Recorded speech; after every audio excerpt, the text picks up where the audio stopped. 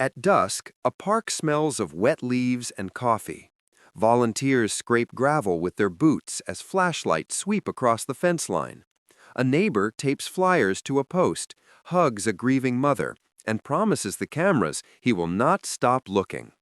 But what if the hand that passes you a candle is the same one that snuffed out the light? Here is one of the most disturbing truths in criminal investigation. Sometimes the most dedicated person in the search party is secretly searching for their own alibi.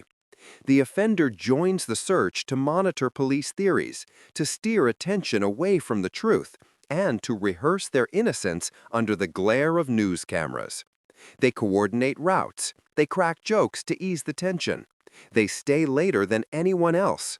A former volunteer recalls a neighbor who meticulously mapped every block only to find a scarf beneath a streetlight he himself had chosen. Who better to control a story than its author? It works because we are wired to trust the helper before we question the scene. Today, this deception is amplified. Our searches spill onto live streams and neighborhood apps, where every move is broadcast and curated for an audience. A determined performer can use that reach to shape what everyone believes. And yet, even the best performance eventually leaks. There's an eagerness that feels unnatural, a clue that appears too perfectly, a timing that doesn't fit the daylight. These are the small tells that separate genuine concern from a calculated display. Away from the cameras, the real work begins. Investigators learn to listen for patterns, not for volume, treating each public plea as both a cry for help and a piece of data.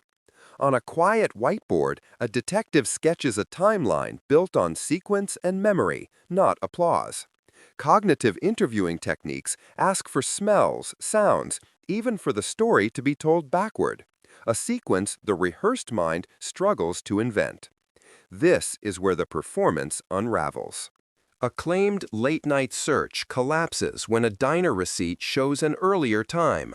A heartfelt story is undone by a doorbell camera that recorded only falling rain.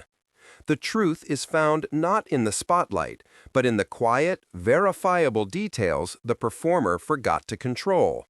Because in far too many cases, the most dangerous person at the scene is the familiar one holding the flashlight.